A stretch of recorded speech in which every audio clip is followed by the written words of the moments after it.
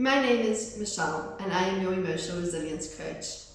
Today my topic is going to be choose your hard.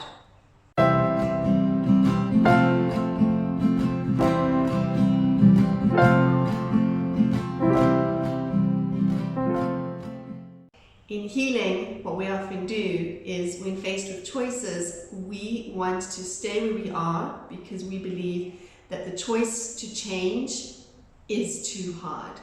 To take responsibility is too hard. Our brains want to kick out and say, it's not about us, it's about them. They're the ones with the problem. They're the ones that are abusive. They're the ones that are wrong.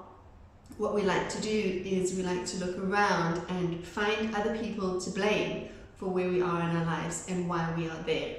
Now, I'm not for one moment saying that it is your fault. You are definitely a product of circumstances. You are definitely a product of abuse. And as such, the choices that we make are not necessarily our own until, of course, you're watching this video.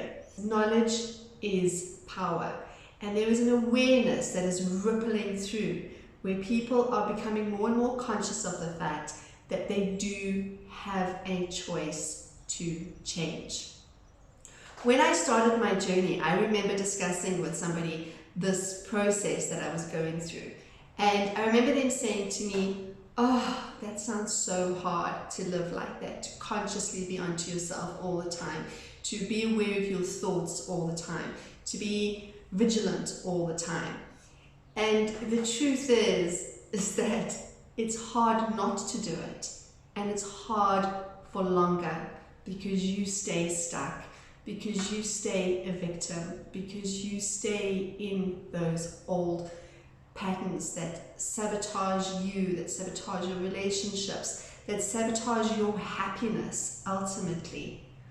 That is hard. And those choices bring you to a hard life.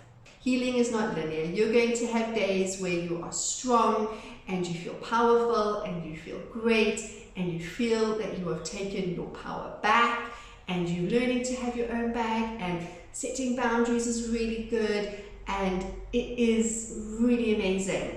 And then you're going to have days where you wake up and you're going to be a mess and you're going to be crying and you're going to be slipping into old patterns and you're going to be beating up on yourself and you're going to be saying, this is too hard. And you're going to want to slip back into old patterns because your brain likes the old patterns. It knows the old patterns. It understands them. They are familiar, and the brain is wired for ease. So your brain is going to want to put up the white flag and say, but we know this way and we understand this way. And sometimes we excuse ourselves by just saying, well, this is just who I am. Take it or leave it. That is what keeps us stuck. That is what keeps us living a hard life, a miserable life, a life that leaves you resentful and embittered and angry all the time and sad. So much sadness is in that life. And so taking control of our life, setting boundaries, having our own back, taking responsibility for our actions and our behaviors where is necessary, all right, can be hard. Being honest with ourselves can be hard. And I know that there seems to be this ripple undercurrent that is happening where I see a lot of people on social media saying, you know, stop telling people to love themselves and stop telling people to have boundaries and stop telling people to have their own back, and it's not their fault that they got involved with this narcissist, this abuser, that they fell into this trap. And you know, one person was going on about how, you know, not all people are codependents and yet they will have a bad time with a narcissist. And after many years of therapy and coaching and my own journey and looking at other people's journey, I'm here to say, you've got to get honest. There's a reason that narcissists have such an effect on some people and not others. They can see those buttons and they know how to push those buttons, and they know how to get to a person.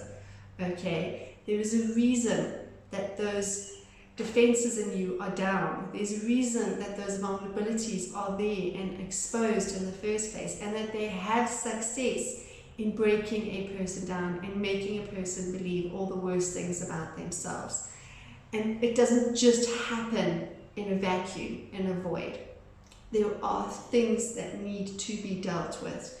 There are traumas that perhaps you haven't recognized, or you haven't seen, or you haven't been honest about. There are patterns that you need to work with and through to heal, because a narcissist and an emotional manipulator will only have an effect on you, will only be able to hurt you and tear you apart and rip you apart if they can see the chink in the armor.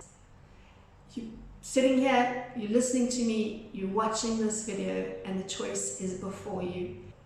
Am I going to take my power back and live my life strong and empowered, and a life of healing, where I can experience joy and love and compassion and build a very, very needed relationship with myself?